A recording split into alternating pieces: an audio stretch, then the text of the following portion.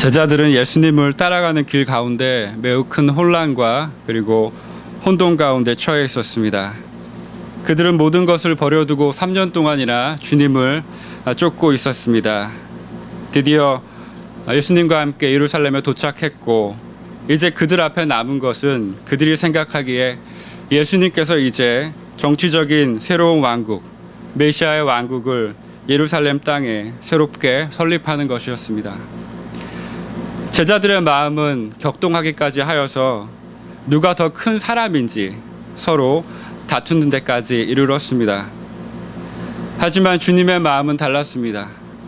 우리 주님은 예루살렘에 도착하기 이전부터, 그리고 예루살렘에 도달하고 나서 십자가 위에서 주님께서 스스로 당하게 될 고난과 그리고 다시 살아나실 것에 대해서 제자들에게 분명하게 그리고 반복적으로 말씀하셨습니다. 그러나 제자들은 그 주님의 말씀을 제대로 이해하지 못했습니다. 깨닫지도 못했습니다. 주님께서는 한 알의 밀알이 땅에 떨어져 죽어야만 많은 열매를 맺게 된다는 말씀을 하시면서 주님의 죽음이 임박했다는 사실을 알려주셨습니다. 그러자 제자들의 마음이 조금은 술렁거렸던 것 같습니다. 주님께서 제자들의 발을 씻기시는 고별 담화 가운데에서, 그 현장 가운데에서 주님께서는 제자들에게 내가 이제 떠나가신다는 그 말씀을 분명하게 하셨습니다. 그렇다면 예수님께서 가시는 곳은 어디이십니까? 성경은 예수님께서 다시 아버지께로 돌아가신다고 말씀하시고 있는 것을 우리는 볼 수가 있습니다. 주님께서는 이미 제자들과 여정 가운데에서 제자들에게, 그리고 많은 무리들에게, 그리고 유대인들에게, 바리새인들에게 자신이 아버지께로부터 왔으며 다시 아버지께로 돌아갈 것이라는 말씀은 여러 번 반복하셨습니다. 오늘 우리가 읽은 본문 1절을 보게 되면 정말 제자들의 상태가 매우 큰 근심 가운데 놓여져 있다는 사실을 알 수가 있습니다. 여기에서 근심하지 말라라는 말씀 가운데 근심하다라는 동사는 헬라어 동사로 타라소라는 동사입니다. 이 동사의 의미는 기본적으로 심하게 흔들어 놓고 격동을 일으킨다라는 그런 의미를 가지고 있습니다. 심한 혼란과 심적인 고뇌를 일으킨다는 의미를 가지고 있습니다. 우리 주님께서도 이러한 근심 가운데 있으신 경험을 하셨습니다. 나사로의 죽음 앞에서 많은 사람들이 울고 있을 때 예수님은 자신의 심령의 비통함을 경험하셨습니다. 겟세마네 동산에서 기도하셨을 때 주님은 주님의 마음이 괴롭다고 제자들 앞에서 고백하셨습니다. 자신을 팔자가 유다인 것을 가르치시면서 주님은 심령이 괴롭다는 표현을 사용하셨습니다. 모두 이 동사를 사용하고 있는 것입니다. 또한 이 단어는 마음속에 어떠한 소동이나 어떠한 마음의 교란이 일어나는 것을 가리킬 때 사용됩니다. 사도 바울이 다른 복음과 거짓된 복음으로 인해서 신자들의 마음에 소요가 일어나고 소동이 일어나고 있을 때, 그들의 마음이 교란되고 있을 때 이 단어를 사용하였습니다. 사도 베드로 역시 신자가 의를 위하여 고난을 받을 때 심령에 느끼는 두려움과 근심을 묘사할 때 이 단어를 사용하고 있습니다. 사랑하는 십자가 지기 교회 성도 여러분, 우리 역시 예수님을 좇아 살아가는 신앙의 길을 걸어가는 동안에 이와 같이 제자들과 비슷하게 근심 가운데 놓여져 있을 때가 있습니다. 우리는 특별히 언제 근심하게 됩니까? 어떻게 이와 같이 마음의 소요와 혼란과 동요를 경험하게 됩니까? 특별히 예기치 않은 고난이, 예기치 않은 어려움들이 우리의 삶 가운데 찾아왔을 때, 우리의 삶을 들이닥칠 때, 주님을 믿고 주님을 신뢰하고 주님을 흠모하며 살아가는 우리들의 마음 가운데에서도 이와 같은 근심의 놀이 일어나는 것을 우리는 볼 수 있습니다. 뜻하지 않은 건강상의 악화를 우리 가족 중에 한 사람이 경험하게 되었을 때, 그리고 아주 중요한 시험에 떨어졌을 때, 취업의 문이 열리지 않았을 때, 갑작스러운 경제적인 문제가 우리의 삶을 힘들게 할 때, 그리고 내가 정말 사랑하는 사람과 가까이 있는 사람과 싸우게 되었을 때, 우리는 이와 같은 근심 가운데 놓여 있을 때가 있습니다. 참으로 성도로서 이 세상을 살아가는 가운데에서도 세상의 많은 일들이 우리의 마음을 혼란스럽게 하는 것 같습니다.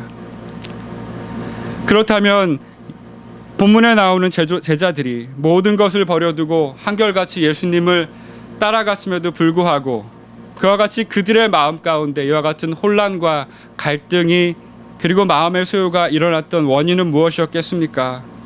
우리는 다음과 같이 몇 가지로 생각해 볼 수 있습니다. 첫째로 제자들 자신의 지각의 한계 때문이었습니다. 제자들은 아직 하나님 나라의 복음을 하나님 나라의 비밀로 여기기보다는 땅의 복음으로, 땅의 일로 여기는 이성적인 한계를 보여주었습니다.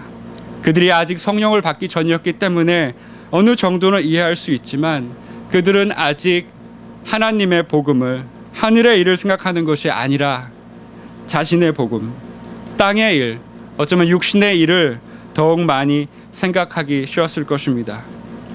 둘째로 이와 같은 지각의 한계는 그들을 왜곡된 믿음의 길에 대한 오해로 가져오게 하였습니다. 다시 말하면 예수님께서 그들에게 가르치셨던 믿음의 길과 제자들이 예수님을 향해서 가졌던 믿음의 길이 상반된 내용을 가지고 있었다는 것입니다. 주님께서 가르치신 믿음의 길은 무엇입니까? 그것은 여러분들이 다 요한복음 강해 설교를 통해서 분명히 들으셨을 것입니다. 요한복음 3장 16절이 분명하게 믿음의 길이 무엇인지 우리에게 알려주고 있습니다. 우리 한번 같이 요한복음 3장 16절을 같이 한번 읽어보겠습니다. 십자가 지기교회 성도님들이라면 분명히 다 외우고 있을 것이라 믿습니다. 다 함께 읽어보겠습니다. 하나님이 세상을 이처럼 사랑하사 독생자를 주셨으니 이는 그를 믿는 자마다 멸망하지 않고 영생을 얻게 하려 하심이라.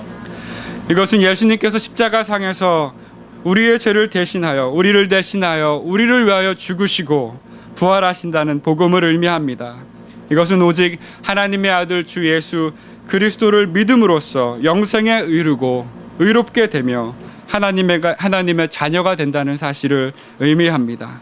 하나님의 자녀가 되어 하나님과 함께 더불어 살고 더불어 하나님과 누리는 삶을 의미합니다.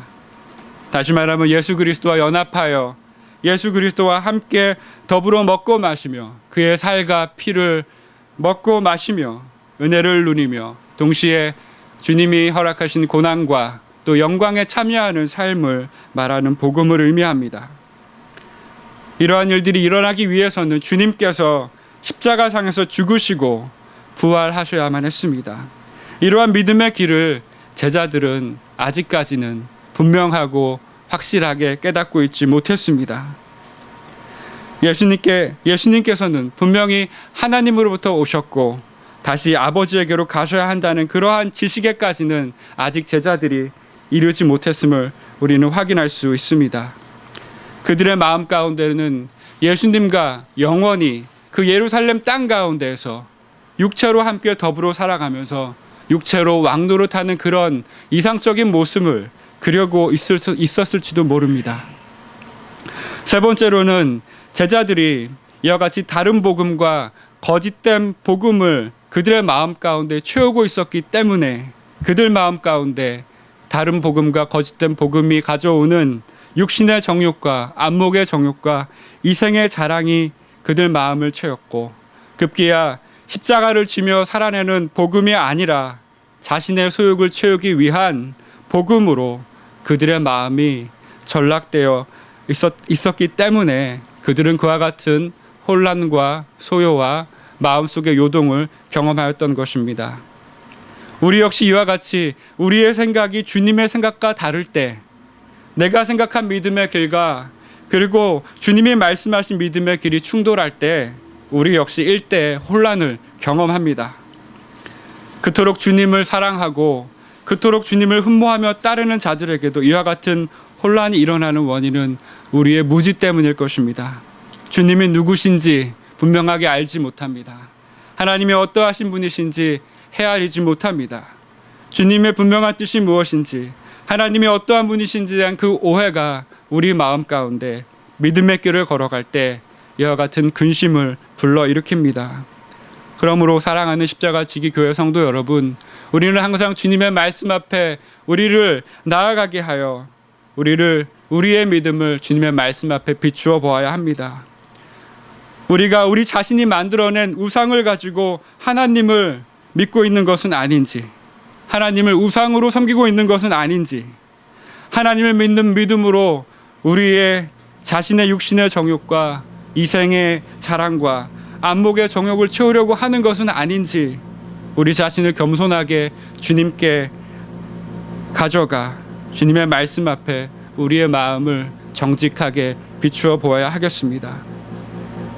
우리는 또한 성령을 받은 자들입니다. 그러므로 성령의 조명과 감화를 받아 하나님이 좇는 삶이 무엇을 의미하는지 성령께서 깨닫게 하여 주시는 대로 분명하게 하나님의 말씀을 이해할 필요가 있습니다.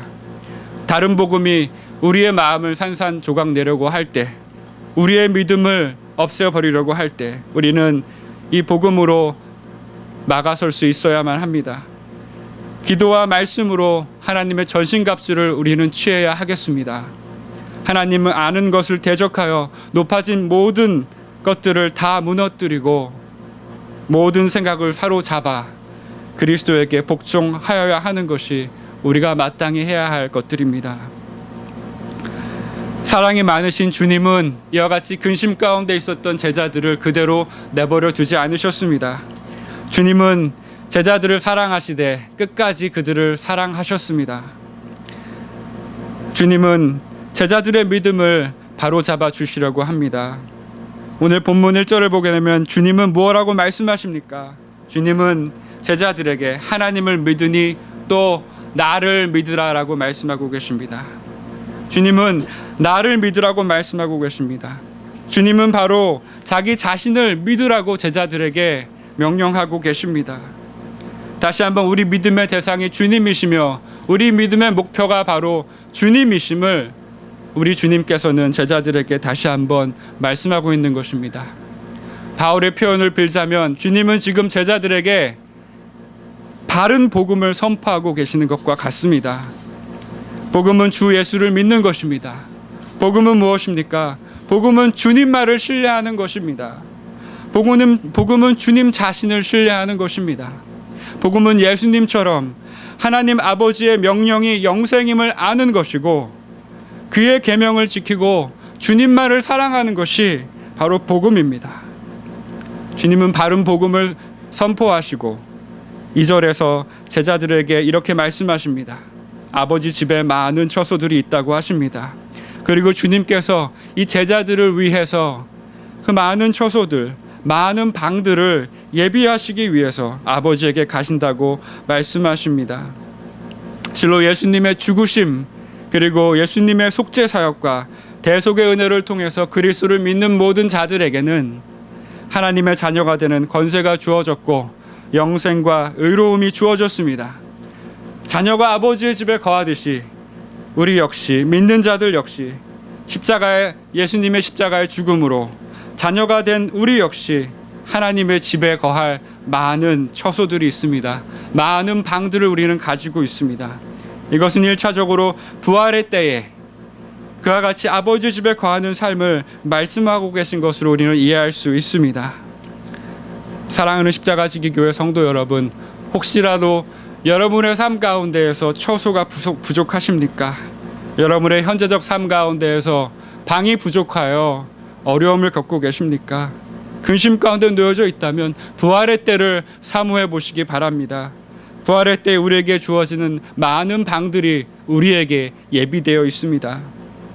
그리고 주님은 계속해서 3절을 통해서 무엇을 말씀하십니까? 주님은 다시 오셔서 제자들을 영접하시고 주님이 계신 곳에 제자들과 함께 하시겠다고 말씀하고 계십니다. 이것은 1차적으로 종말의 때에 주님이 재림하셔서 믿는 자들과 함께 거하신다는 주님의 약속을 의미합니다. 하지만 요한복음 14장에 기록되어 있는 문맥을 본다면 14장, 15장, 16장을 읽어본다면 이것은 다만 종말의 때를 의미하는 것뿐만이 아니라 바로 주님께서 승천하신 후에 바로 주님의 영, 그리스도의 영 성령을 우리에게 부어주심으로 말미암아 바로 주님 그분이 우리 믿는 자들 곁에서 그리고 우리 속에서 우리 가까이에 계시겠다는 주님의 은혜의 말씀임을 우리는 깨달을 수 있습니다. 우리 요한복음 14장 16절과 17절을 한번 같이 읽어보겠습니다. 요한복음 14장 16절과 17절이 얼마나 우리에게 은혜가 되는 말씀인지 모르겠습니다. 다시 한번 같이 읽어보도록 하겠습니다. 내가 아버지께 구하겠으니 그가 또 다른 보혜사를 너에게 주사 영원토록 너희와 함께 있게 하리니 그는 진리의 영이라. 세상은 능히 그를 받지 못하나니 이는 그를 보지도 못하고 알지도 못함이라. 그러나 너희는 그를 아나니 그는 너희와 함께 거하시며 또 너희 속에 계시겠음이니라. 아멘. 정말로 가슴 뛰는 구절입니다. 우리 영광스러운 주님께서 죄인인 우리의 마음 가운데 그 속에 우리 속에 함께 계시고 바로 우리와 영원히 우리를 떠나지 아니하시고 함께 하신다는 생명의 말씀입니다. 내가 그리스도와 함께 십자가에 못 박혔나니 이제는 내가 사는 것이 아니요 내 안에 그리스도께서 사시는 것이라. 이제 내가 육체 가운데 사는 것은 나를 사랑하사 우리를 위하여 자기 자신을 주신 하나님의 아들을 믿는 믿음 안에서 사는 것이라. 참으로 주님 안에 거하는 인생이 그 삶이 얼마나 귀한 삶인지 우리 십자가지기 교회 성도 여러분들 다 경험하고 계시지 않습니까? 주 내 안에 사시는 성령을 통해서 이제 우리는 주님이 거하시는 곳에 주님과 함께 있게 됩니다. 주님께서 얼마나 자신의 제자들과 함께 거하심을 원하셨는지, 얼마나 얼마나 예수님의 제자들과 함께 거하시는 것을 사랑하셨는지 이 본문의 말씀을 보면 좀 더 정확히 느낄 수 있습니다. 내게로 영접하여 나 있는 곳에 너희도 있게 하리라. 이 말씀을 헬라어로 풀어보면 이와 같습니다. 내가 가까이에 그들을 이끌어내서 내 곁에 그들을 두겠다라는 의미입니다. 주님이 계신 곳에, 바로 주님이 계신 그곳에 주님을 믿는 자들을, 하나님의 자녀들을 함께 두시겠다는 주님의 의지의 천명과도 같습니다. 사랑하는 십자가지기 교회 성도 여러분, 우리 주님은 정말로 우리와 함께 하시길 원하십니다. 주님은 이스라엘 백성의 광야의 그 믿음의 여정 가운데 있을 때 구름기둥과 불기둥으로 그들과 함께 하셨습니다. 버러지 같은 야곱이 에서를 피해 밧단 아람으로 도망치고 있을 그때에 베델에서 주님은 야곱을 만나 주셨고 야곱에게 내가 너를 돌봐주겠다, 내가 너와 함께 하겠다는 약속의 말씀을 주시는 것을 우리는 알고 있습니다. 실로 사랑의 주님은 믿음의 길을 걸어가는 그의 자녀들과 함께 거하시는 것을 기뻐하시고 즐거워하시는 분이십니다. 그렇기 때문에 이 기쁨을 주님께서 나타내시기 위해서 영원한 왕이시고 하나님이신 그분께서 인간의 몸을 취하셔서 인간의 몸으로 이 땅 가운데 내려오셨습니다. 그리고 우리를 위해서 십자가에 죽으셨습니다. 우리에게 영생을 주시기 위해서 그 고난을 견디셨습니다. 그는 부활하시고 승천하셔서 우리에게 성령을 주시고 보좌 우편에서 우리를 다스리시고 세상을 다스리시고 계십니다. 우리가 성경글이 정의에서 배웠듯이 주님의 다스리심은 우리에게 주심으로 다스리십니다. 주님은 자기 자신을 주시기 위해서 우리에게 오셔서 우리와 함께 거하셨습니다. 자기 자신을 주실 만큼 우리와 함께 거하는 것을 얼마나 사랑하시는지 여러분도 분명히 알 수 있을 것입니다. 그래서 요한복음 15장을 보게 되면 주님은 계속해서 제자들에게 말씀하십니다. 나의 안에 거하라. 나의 안에 거하라. 이제 아버지께로 떠나가시는 그 주님이 떠나가시기 전에 제자들을 향해서 말씀하시는 주님의 고백이십니다. 나의 안에 거하라. 왜 주님께서 그와 같이 나의 안에 거하라라고 말씀하셨겠습니까? 그것이 우리에게 유익이 되기 때문입니다. 그것이 주님께 기쁨이 될 뿐만이 아니라 그것이 우리에게 유익이 되고 그것이 우리에게도 참된 기쁨과 만족과 평강과 영원한 은혜를 허락해 주기 때문입니다. 주님은 근심 가운데 있는 제자들의 믿음을 다시 한번 세워주시기 위해서 그들에게 부활의 때, 종말의 때에 많은 처소들이 그들에게 예비되어 있다는 것을 말씀해 주셨습니다. 그리고 성령을 통해서 그들과 영원히 함께 하실 것이라는 약속의 말씀도 주셨습니다. 그리고 나서 4절을 통해서 이제는 주님께서 제자들에게 말씀하십니다. 내가 가는 곳, 그 길을 너희들이 이미 알고 있다라고 주님은 말씀하십니다. 아마 이 말씀은 제자들에게 이미 제자들이 알지 못했지만 제자들이 알아야 한다는 그 주님의 마음을 표현하시기 위해서 주님이 이렇게 말씀하신 것이라고 생각하면 되겠습니다. 제자들이 알 수 있고 또 알아야 한다는 그 표현이 이렇게 기록되어 있다고 보시면 되겠습니다. 그러나 도마는 알지 못했습니다. 도마는 그래서 이렇게 질문하죠. 주님, 주께서 어디로 가시는지 우리가 알지 못하거늘 그 길을 어찌 알겠사옵나이까? 라고 도마는 질문합니다. 조금은 어리숙해 보이는 그런 질문이지만 이 도마의 질문을 통해서 정말로 우리가 핵심 요절이라고 할 수 있는 내가 길이요 진리요 생명이니 나로 말미암지 않고는 아버지께로 올 자가 없느니라 라는 예수님의 이 자기 드러내심이 나타납니다. 주님은 이와 같이 말씀하고 계십니다. 내가 길이다. 내가 진리이다. 내가 생명이다. 그리고 나를 통하지 않고서는 그 누구도 아버지에게로 올 자가 없다. 주님은 대명사 나라는 대명사를 사용하시면서 바로 주님 자신을 강조하고 계십니다.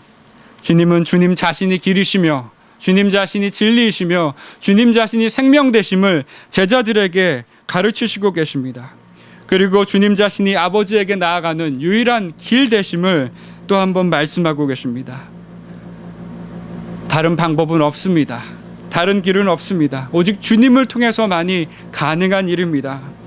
왜냐하면 오직 주님만이 유일한 길이시기 때문입니다. 주님께서 영생에 이르는 유일한 길이시기 때문입니다. 성경은 우리에게 무엇이라고 가르칩니까? 히브리서 10장 19절과 20절을 보면 다음과 같이 말씀하고 있는 것을 볼 수 있습니다.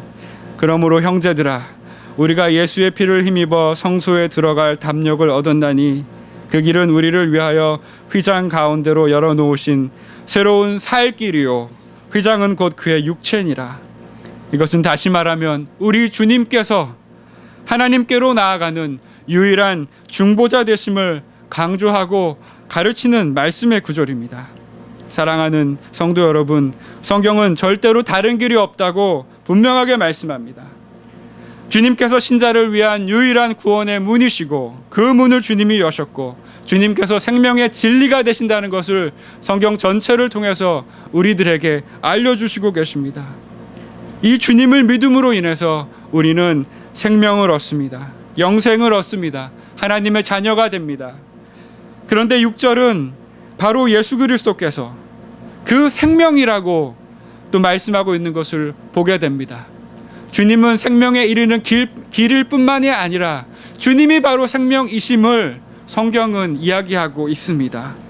뭔가 두 가지가 동시에 발생하고 있는 것 같습니다. 이것은 주님께서 바로 방편이 되시며 또한 목적이 되신다는 그 뜻을 우리에게 알려주고 있는 것입니다. 이것뿐만이 아닙니다.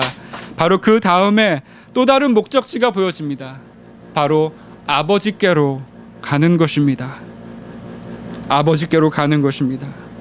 아버지께로 항상 가는 것, 아버지께로 궁극적으로 가는 것이 신자의 목적이고 믿음의 길의 목적입니다. 그리고 그것은 예수를 믿음으로서만 가능합니다. 복잡하게 생각될 수 있겠지만 바로 이 말씀은 요한복음 14장 6절의 말씀은 바로 주님께서 생명의 길이 되시며 또한 생명이시라는 사실을 우리에게 분명하게 알려주고 있습니다. 이 말씀에 대해서 어거스틴이 말한 것이 가장 깔끔하고 또 클리어하게 우리들에게 이야기해주고 있는 것 같습니다. 그는 이렇게 얘기했습니다. 주님은 하나님으로서 우리가 가려는 목적지이시며 사람으로서 우리가 걸어가는 길이시다.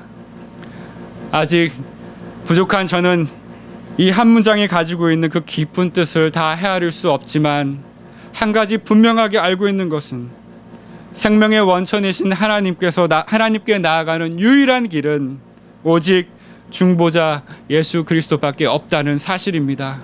우리가 많은 설교를 통해서 들어왔듯이 가톨릭이 강조하는 사제를 통해서도 아니고 마리아를 통해서도 아니고 그 다른 어떤 신적인 존재물이나 사람이 만들어낸 우상을 통해서가 아니라 성경은 분명하게 오직 중보자 예수 그리스도를 통해서만이 하나님께 나아갈 수 있는 유일한 방편임을 분명하게 우리에게 알려주고 있습니다. 그리고 이 말씀이 또한 한 가지 더 우리에게 시사해주고 있는 부분이 있습니다. 바로 주님께서 자신을 믿으라고 강조하신 그 이유는 1절에서 자신을 믿으라고 강조하신 그 이유는 바로 주님이 우리 믿음의 길의 목적이 되신다는 사실입니다. 신앙의 길의 목적이 주님이시라는 이러한 사실은 무엇을 의미하겠습니까?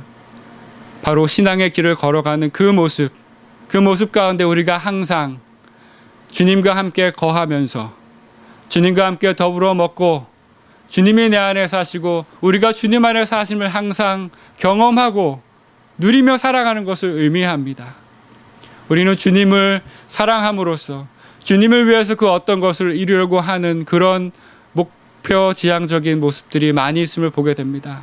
하지만 오늘 본문을 통해서 그 어떤 것을 추구하기보다는 그 다른 것을 추구하기보다는 주님과 연합하여 주님과 한 몸을 누리면서 주님 안에서 기뻐하고 주님 안에서 쉼을 누리고 주님 안에서 안식을 누리고 주님의 이름으로 기도하며 주님의 뜻을 이루어 나가는 그 삶이 바로 믿음의 길의 분명한 목적이라는 것을 주님은 우리에게 알려주고 계시는 것입니다. 주님은 우리가 주님만을 믿고 주님만을 신뢰하고 주님만을 사랑할 때 주님은 기뻐하십니다. 우리 자신을 이와 같은 주님께 내어드릴 때 주님은 우리에게서 영광을 받으십니다. 그리고 우리에게 기쁨을 허락해 주십니다. 요한복음 16장 33절을 이렇게 말씀하고 있습니다. 요한복음 16장 33절은 이렇게 말씀하고 있습니다. 이것을 너에게 이르는 것은 너희로 내 안에서 평안을 누리게 하려 함이라. 세상에서는 너희가 환난을 당하나 담대하라. 내가 세상을 이기었노라. 사랑하는 십자가 지기교회 성도 여러분, 주님은 처음과 끝이 되십니다. 우리가 믿는 주님은 알파와 오메가 되십니다. 주님은 창조주이십니다. 주님은 구속주 하나님이십니다. 주님께서 우리의 유일한 중보자가 되십니다. 주님은 요한복음 전반을 통해서 반복적으로 계속해서 자신이 하나님이시며 자신이 하나님께 이르는 유일한 길이며 유일한 중보자가 되심을 알려주고 계십니다. 주님은 자신이 하나님 아버지로부터 나왔으며 또한 이 세상에 와서 다시 아버지께로 돌아갈 것을 주님께서 스스로 아신다고 말씀하고 계십니다. 주님은 주님의 from과 주님의 to를 아십니다. 그리고 이 세상에 머무시는 동안에, 이 세상에 잠시 동안 그 제자들과 머무시는 동안에 주님의 고유한 사역과 직임이 무엇인지를 알고 그것을 이루어 가셨습니다. 스스로 살아계시고 생명의 원천이신 진리이신 하나님이신 그리스도께서 스스로 뜻하셔서 십자가 위에서 우리의 죄를 대신 속죄하시고 대속의 은혜를 믿는 자들에게 허락하셨습니다. 주님은 믿음의 길을 육신의 모양을 입으셔서 제자들과 함께 친히 걸어가셨고 제자들이 겪는 혼란과 두려움을 실제로 아셨습니다. 그리고 그 혼란과 두려움을 이길 수 있는 믿음의 본을 또한 보여주셨습니다. 자신을 믿는 것이 바로 믿음의 길 가운데서 승리하는 인생을 살아갈 수 있는 것임을 알려주셨습니다. 왜냐하면 주님께서 길이 되시고 주님께서 진리가 되시고 생명이 되시기 때문입니다. 주님께서 우리의 삶의 목적이 되시고 우리가 살아가는 이유가 되시고 또한 우리가 걸어가는 믿음의 끝이 되시기 때문입니다. 말씀을 준비하면서 오랜만에 요한복음을